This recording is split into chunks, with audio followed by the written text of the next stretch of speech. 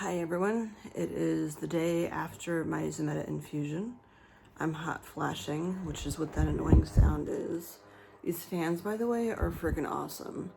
I have this one and then I have another one at work that I pretty much run the entire time I'm at work. It's just like, it's lovely. It charges with the USB thing on the side.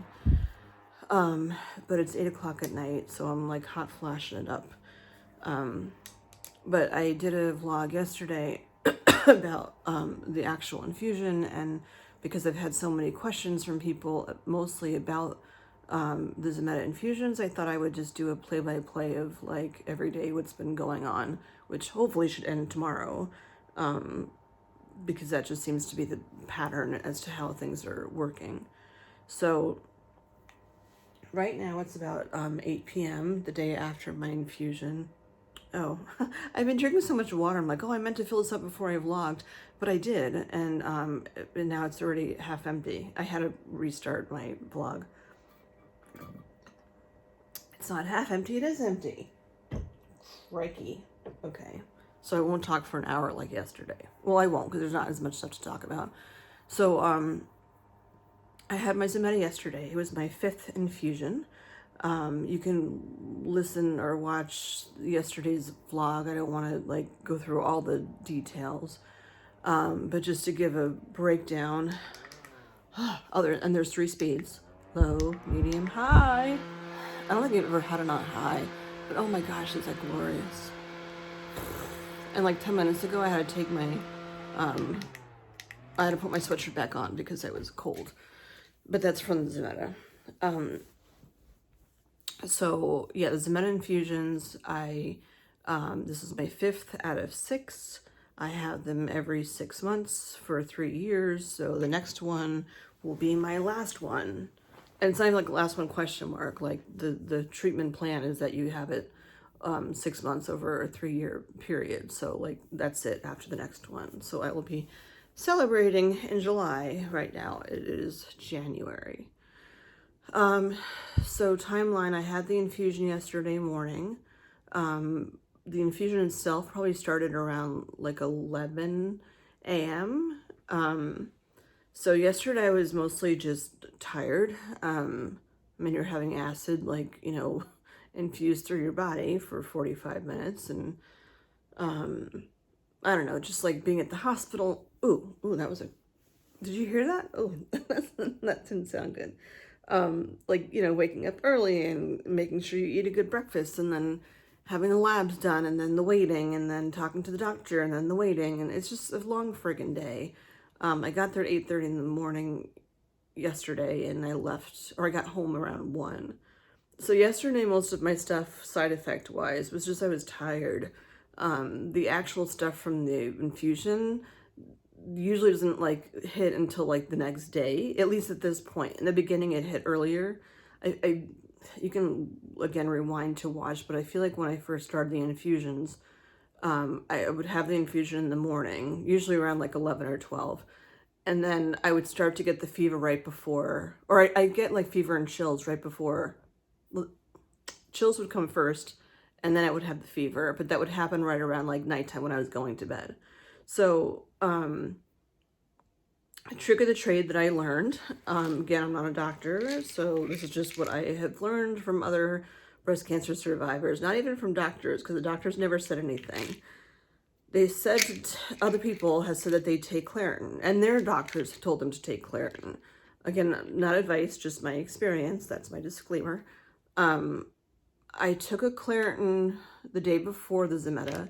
I took one the morning of the Zometa. I took one this morning, and I will take one tomorrow. I don't know exactly what the timing is supposed to be of when you're supposed to take it, but there's something about the antihistamine part of the Claritin that helps your body like deal with having the Zometa infusion. Although what's interesting is that, like, I mean, yes, it's the antihistamine part, but no one ever said, oh, try Allegra or try Benadryl or something. Everyone's always said to use the Claritin. So it couldn't hurt for me at least to take it, so I took it. I mean, I have noticed a difference over time. I'd say my body's getting used to it, but it's almost like clockwork when things start to shift with my side effects. When I finished the infusion, the nurse yesterday told me that as soon as I get home, which I'm hitting around that time right now, she said as soon as you get home, take Tylenol and take it every 6 hours, I think, right? You can't take more than so much in a day or whatever, but she's like, take it every 6 hours for the next like 2 days or something, and by then like you should be fine. Because I told her like I have flu symptoms after like every time so far. And I hate when I hate when like you tell them these things and it's like a thing that you have flu-like symptoms. They warn you of that beforehand. And then when you actually say that you have flu-like symptoms, they're like, oh, well, just drink more water or just do this or just do this. It's almost like a shaming thing that like you're not doing the right things, because if you were doing all the perfect things, then you wouldn't have any side effects at all. Whatever. I just got off a Zoom with a person that's like a motivational speaker who also ended up having breast cancer. So now she's also a breast cancer motivational speaker. And I just listened for an hour about like, she's all like pretty and dolled up and skinny, and I could guess she's a little bit younger than me, but not much. And she, does all the exercising and runs marathons and all those things, which is great. But like today with me and my hair back and my like ratty, scrunchy and my Mickey Mouse shirt on, like I'm not in a place of looking like I want to be like sexy and pretty and and clearly I've never done a marathon or whatever, and it just was not motivating me like at all. I think that part of my charm with these vlogs is that like this is what you get. Like I put on minimal makeup yesterday when I went to the infusion center, and like I just washed my face this morning, and that's what it is. I might even still have mascara marks, so I don't even know. My roots really have to be redone. I don't care. I feel like I don't feel like I'm super motivationally on these vlogs, at least not right now. I feel like I'm relatable.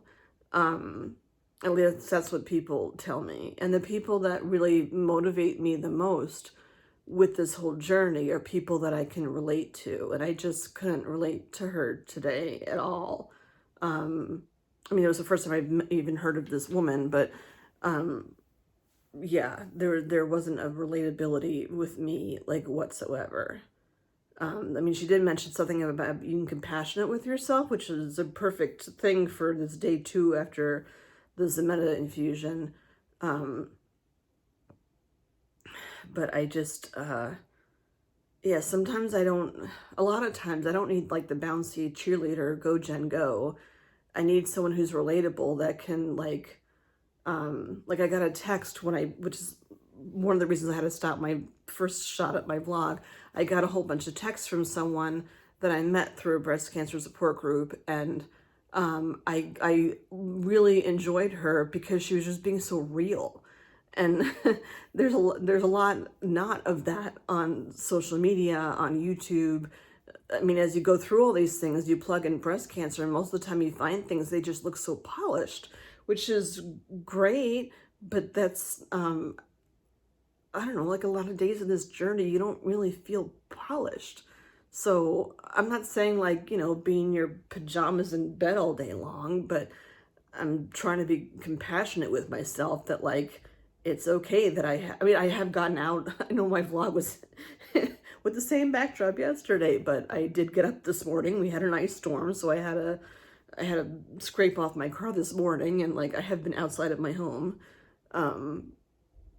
But I was compassionate with myself that I asked to work from home today because it was just too much. All right, so second day of Zometa. So I took Tylenol before bed last night because it was like my other one had worn off, so it was that time. In general, I'm not sleeping well. That has nothing to do with the Zometa. That's just like post-surgery and weight gain. You can't sleep on my stomach. I was always a stomach sleeper. I used to sleep like a rock. And then I started snoring like super bad when I was sleeping on my back, because that's when you snore, like you're on your back, it just increases your chance of snoring. So I I started snoring a lot, went for a sleep study. Of course, then you have sleep apnea, and then I have my my handy dandy little CPAP machine over here. Hello, there it is. Which I have kind of a hate-hate relationship with, although I guess it is making me live longer, whatever. But I have not found a mask that like works for me just yet. I know this is about the Zometa, but just a short thing. Like I pierced my, not myself, but I went to a tattoo parlor to get my helix pierced, and the strap, just like, my nose is pretty small. I don't know, just like the way my face is shaped just doesn't like I can't find like a nasal piece just that works. And then they just used a piece that goes down here, but then the straps, was my cheeks are pretty high and the straps are pretty tight, so it leaves marks for like 2 hours in the morning. The other one that I had that was like a triangular one, the marks would go away a lot faster, but then if you like start having hot flashes at nighttime or night sweats or whatever, and it starts to sweat here, then the whole piece starts to like shift because your face is getting wet. And then all of a sudden, like, you lose the suction and there's like air going psh, like on your eyes, and then it's just like, oh my God. Like, you don't think that all these things are connected when you have this fucking diagnosis. But anywho, so yeah, so I slept in chunks last night, which is pretty much how I've been sleeping.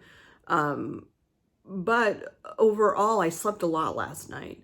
I did not need like the Tylenol in the middle of the night or anything. I took it again at 8 o'clock this morning, after being awake for like an hour, and I'm like, it's just time to get up and start my day. I was being a little proactive about the Tylenol, which she said to do, the nurse said to do.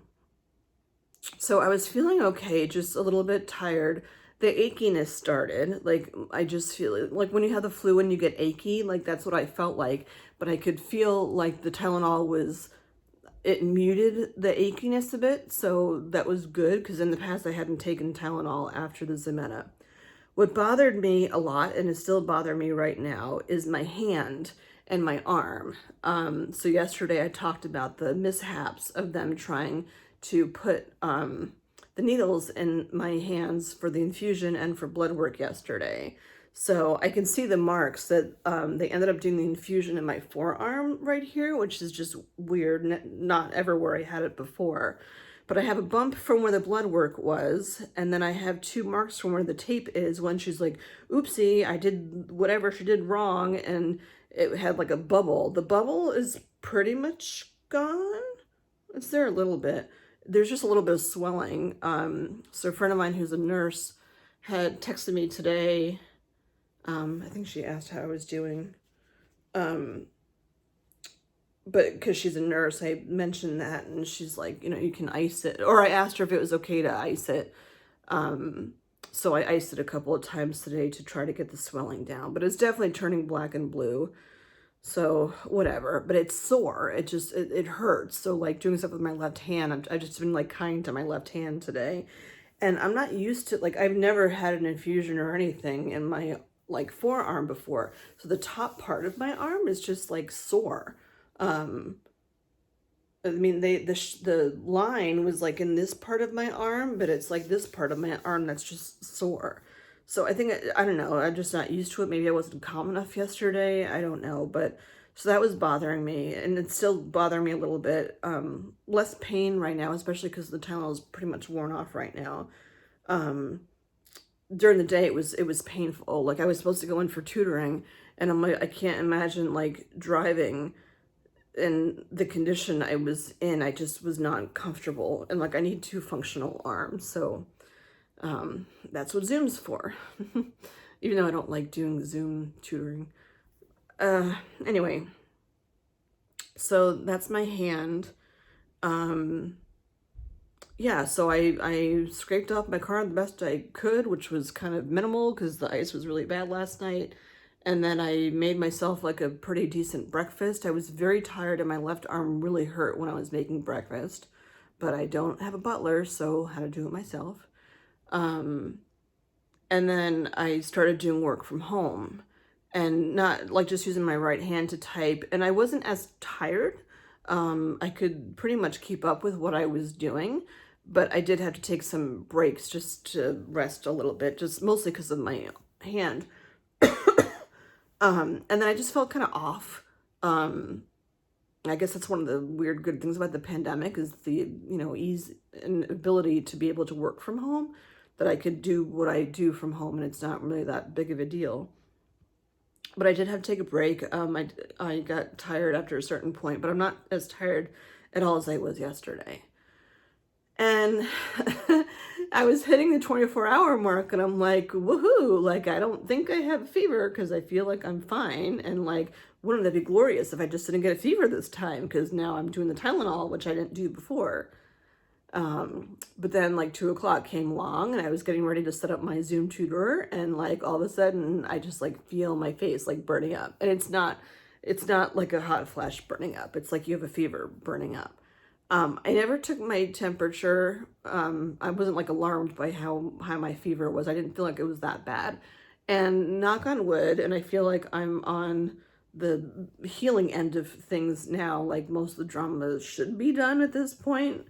But I never got the chills or anything. I was waiting to like have to look for lots of blankets and stuff because that's usually what ends up happening before the fever is that I get like stupid cold. Like I need like mittens on and a blanket and underneath the covers and all that. And it was really, really cold out. So I thought if anything, like that would just make it worse.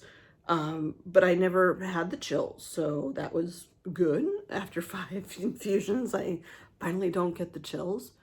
But the fever started around 2 o'clock. And that was right around when I was due for the Tylenol anyway. So took the Tylenol, and then as soon as I took the Tylenol, just like before, I got this very like burny feeling in my throat. Like I just feel like I'm sucking on a ball of acid, which I guess I had acid infused in me yesterday. I don't know if that is partly why.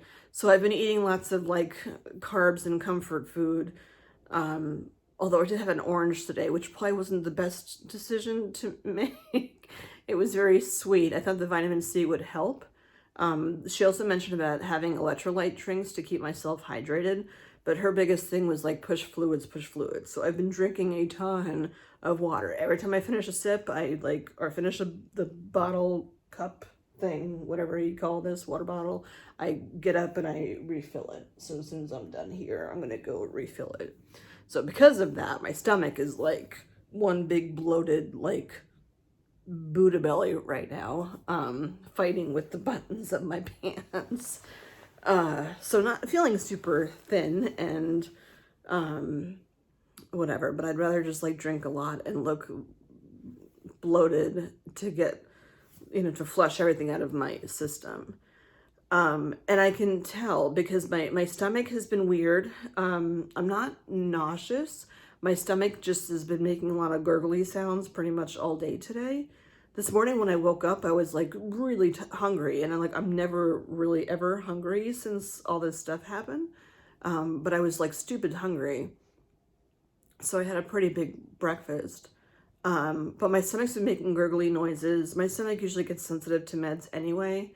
So I didn't like throw up or have like diarrhea or anything like that, whatever. But my stomach's been very gurgly. A weird thing I've noticed is that I don't think I did last night, but most of today I've been like burping, like heartily burping, heartily like HEARTILY. They're it's a good reason to not to be at work all of a sudden just be like bleh. And I worry that like the burping, it means like I'm going to throw up or something, but I haven't thrown up. In the past, I've had a vomit bucket next to me just in case, because I did get super nauseous. I don't have my vomit bucket since I moved, so I guess it's pretty good that I didn't throw up because that would have been a problem. but I have this like acidic feeling like right in here, which I don't like. I had some kefir, however you say it. I thought maybe that would help like coat it this morning, which was great. Yeah, so yeah, I had an ice pack on my hand to get the swelling down on the things from the, sites that she screwed up on.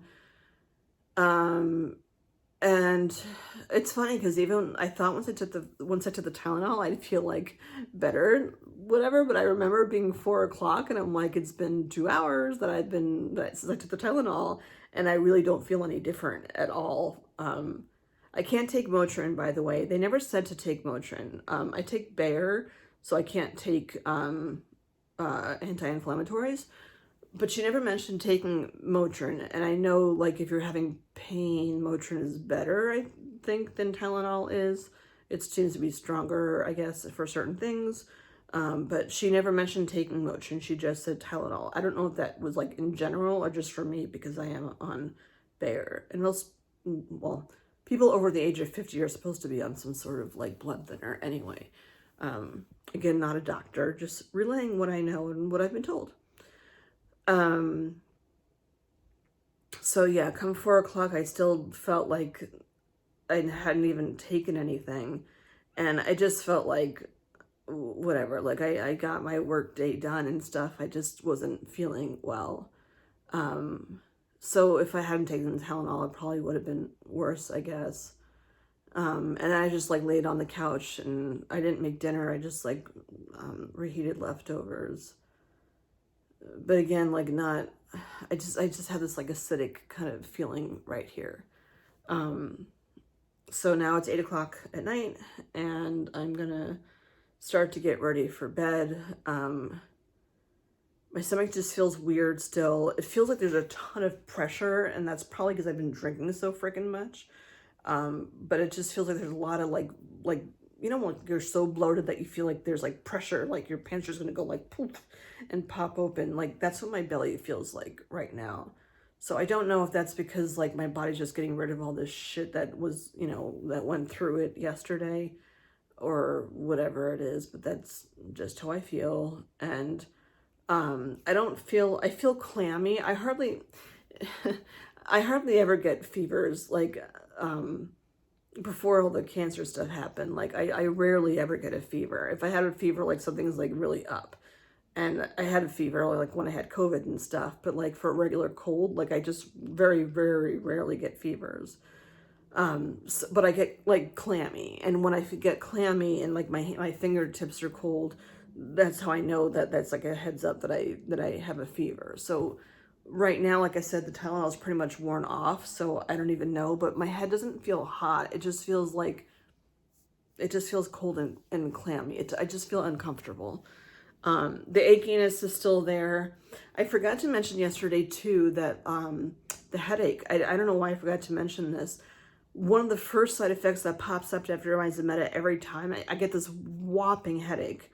The Tylenol obviously helped, but that was the first thing that showed up, was the headache. And that happened today too. It's just a very, very strong headache. And it doesn't persist the whole time. It just like every once in a while, I'll just get like this, like just pain, like this is a really bad headache. And then the stiffness, because you have the headache and stuff, and you're like, oh, and then you go to move, and like your neck is just like super stiff. And the stiffness I remember from the other Zometas too. Especially the first one, because I remember that vlog with my hands, like I couldn't even like close my hands. That's not the case anymore. Like I don't have those. I remember like I couldn't even hold a pencil because my hand like wouldn't grip. But that's like my fingers are fine. I can feel it. My joints just feel sore, and that's the one side effect that I remember lasting a long time, like a week or two. That like my joints just feel like achy and sore. But I feel like that's the whole point of why you have the infusion, is to keep your bones strong. So like when it gets put through your system, it's doing something like in your, it's doing its job basically. which is why you still feel it after. Not to the point that you need like pain meds or anything. It's just like there and you notice it, and just like, you know, give yourself a break with stuff. I do have sensory dough, like, it's funny. The things that I have around. This is like my bizarro bag of tricks. I keep it right next to me. So I have sensory dough. It's kind of like Play-Doh, but it's a little bit harder. The sensory dough, and this is actually kind of old, so it's really hard. You can't squash it like Play-Doh. It's like really hard, but it helps actually with, for me, it helps with the joint stiffness. And I feel like you can get these at like teachers' stores and stuff, because I know that it's used for like OT and stuff, but it's sensory dough. So I have that, and then I also have just regular Play-Doh before I got the sensory dough. I don't even want to open this actually because my fingers are sore, but the Play-Doh is softer than the sensory dough and is nice to just like knead around in your hand. And then I have these, which sound really gross. I was doing these I was playing with these at work. They're like stress balls, but they're soft. And when you do it, I used to have this at work, but I would do it with my headphones on, because if I needed it, I kind of just wanted to have some relaxation. So I'd put music on, and then I'd sit there going like this, which you can hear. There's like little beads in it. Do you see that? But then I realized, my poor boss, I didn't realize that it made the sound because I had my headphones on while I was doing it. And then after a while, he's looking over and I'm like, what? And then it makes that friggin' annoying sound. So you might not want to have this at the workplace. But this is actually awesome. It's somewhat squishy, obviously, but it's not super hard. And there's some weird satisfaction that you get when you squish it and all the little balls on the inside, you know, move around. It's just a very nice sensory thing to have. I'm like wondering where I got this from. It says UMass Amherst on it, so you probably can get it from like Oriental Training or something. But yeah, so that's helpful. And then I mean, I have regular stress balls too. I think this one's from Comcast, but I don't like them as much. They're just too hard. They're not as fun as these, though they are quieter, so probably better for the workplace. And then recently, somebody was giving away these little thingies. When I had my nails super long for the holidays, they put tips on my fingers because my nails were just like peeling, and I wanted my nails to look nice for the holidays. But then over time, when they get like, they start to grow out, I just don't like how it feels. So I did the day before. There's no way I was going to go into the Zometa infusion with any sensory, anything getting in the way. So I went to get the tips taken off and the powder stuff taken off the day before the Zometa. So I'd just be back to like normal nail polish and my regular nails today, or yesterday for the infusion. But I got this just to, I don't know what these things are called, but you just like poke the stupid holes through, you know, from one side to the other, and then whatever. There's some weird satisfaction that you get out of doing this. So yeah, that's all the sensory stuff I have to share with you. But overall, I'm feeling better. I'm not tired. I just I'm uncomfortable. I don't say this is a shower right now, but if I wash my hair, it takes forever to dry, so I'm not doing that. Yeah, so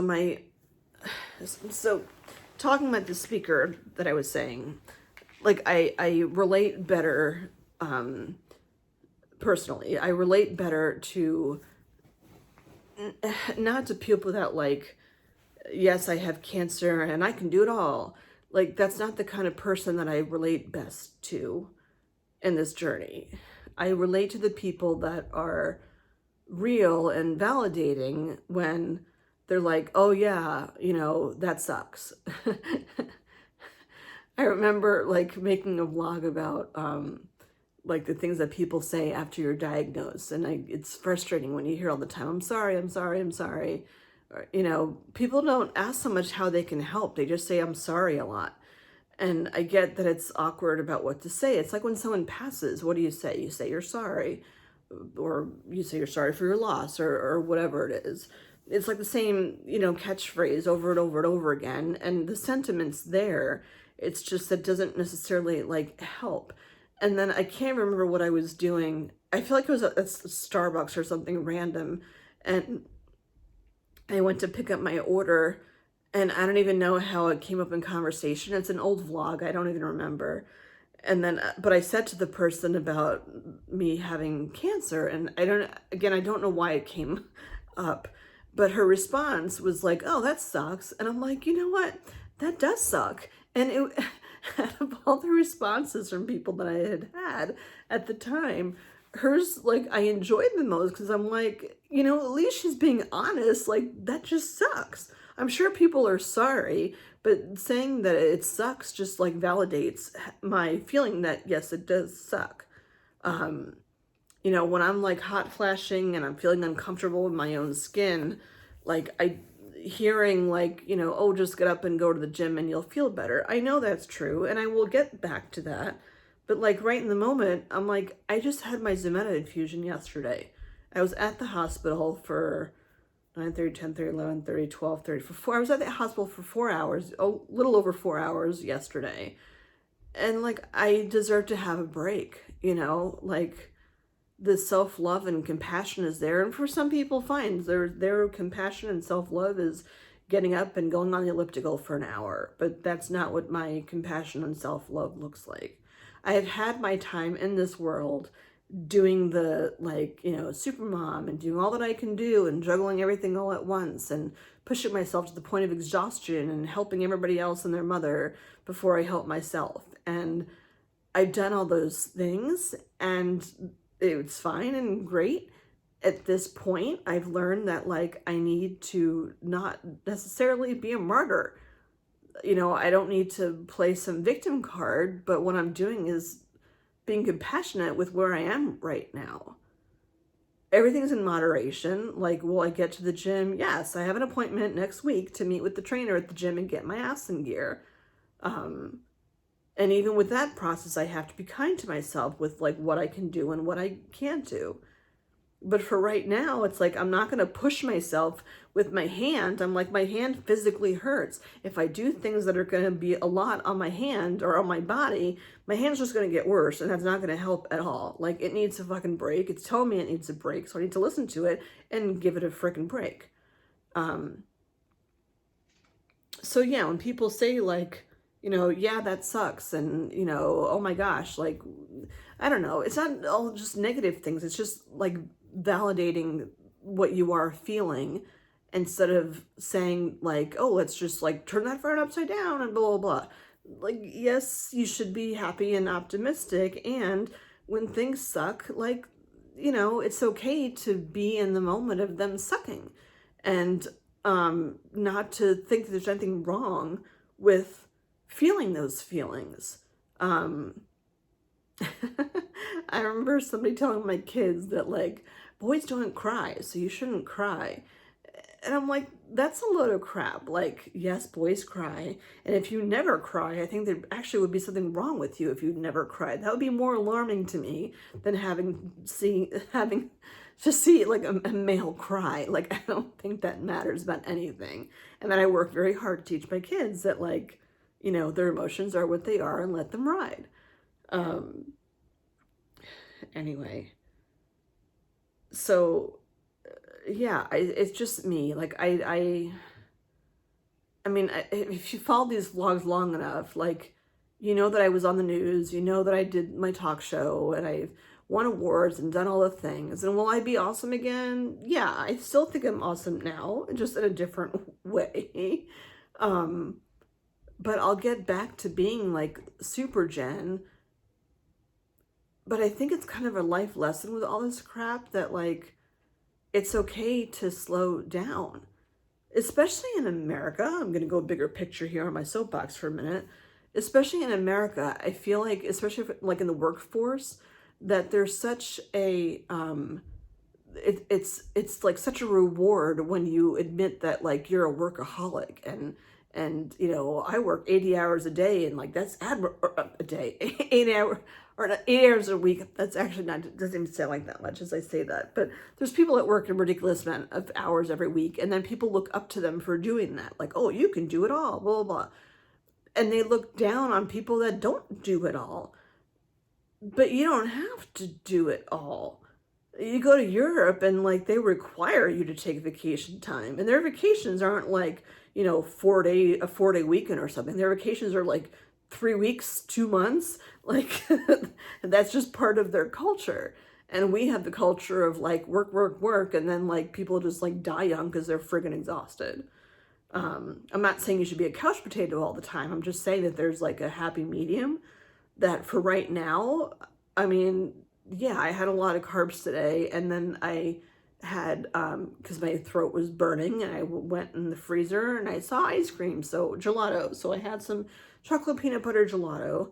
And I mean, yes, I know that I weighed in a lot yesterday, but at the time I wasn't thinking that. I'm like, I have this and my throat is burning and I want something to make it not do that. So I had chocolate gelato, and I didn't eat the whole thing.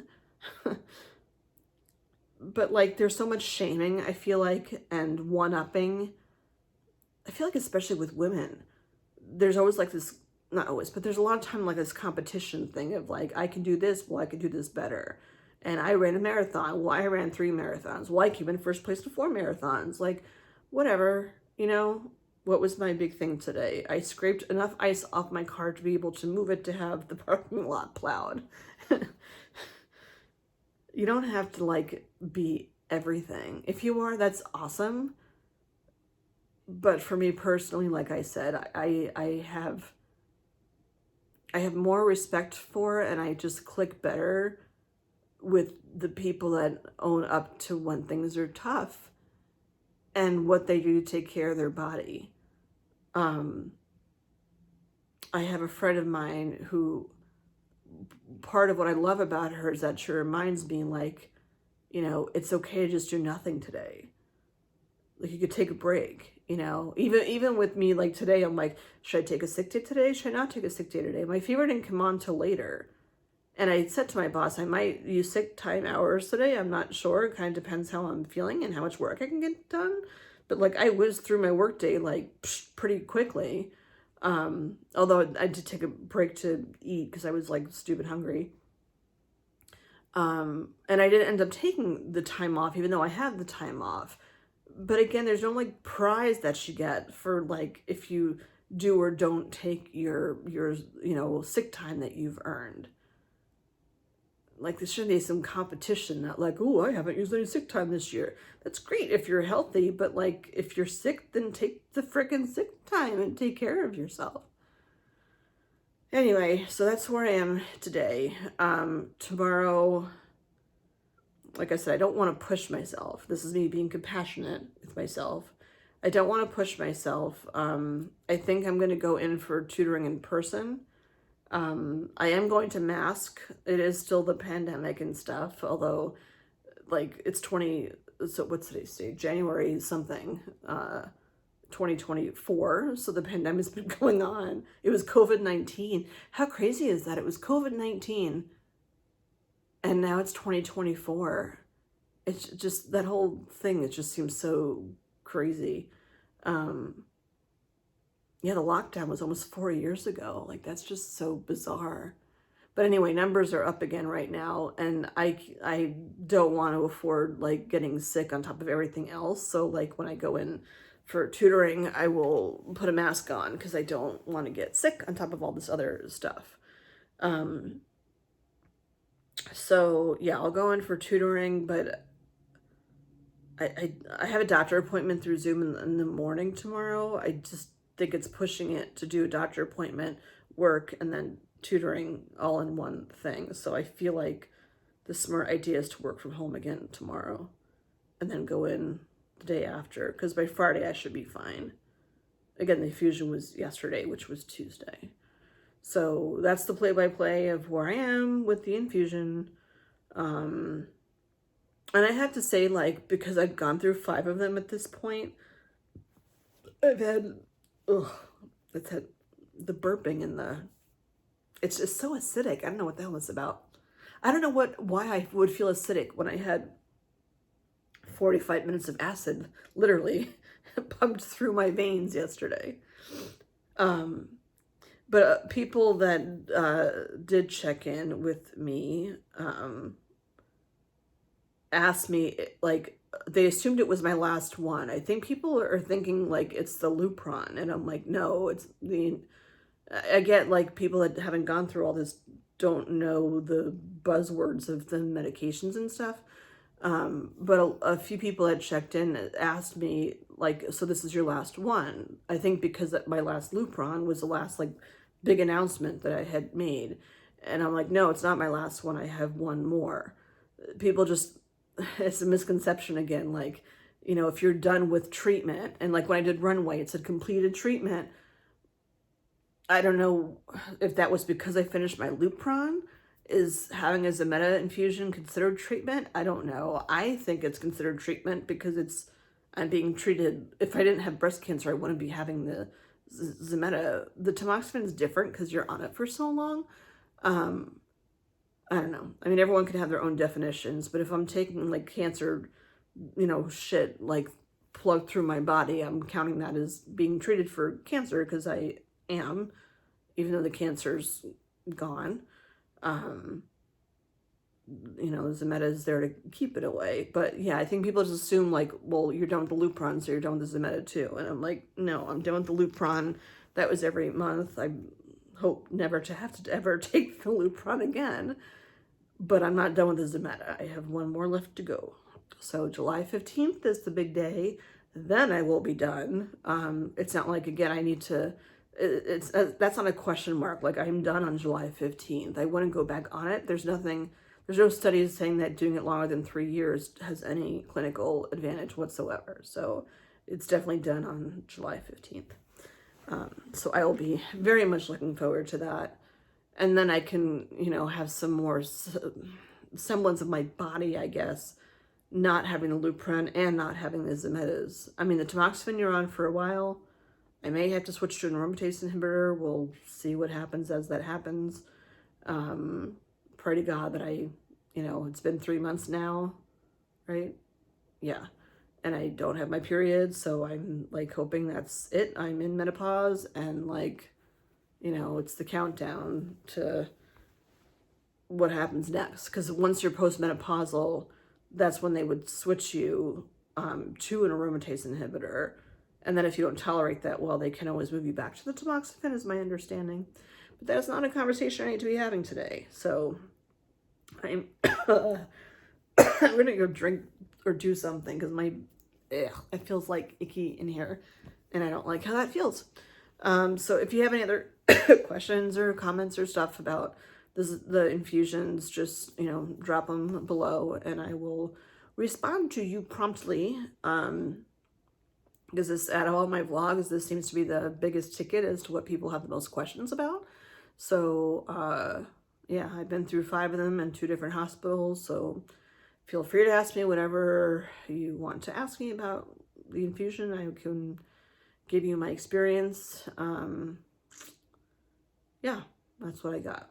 All right, thanks for joining me, and I'll check in tomorrow, and then hopefully tomorrow I'll be like, I feel fine, and just go back to my usual self, and then do the whole thing over again in 6 months. But that will be the last time. All right, see y'all soon. Bye.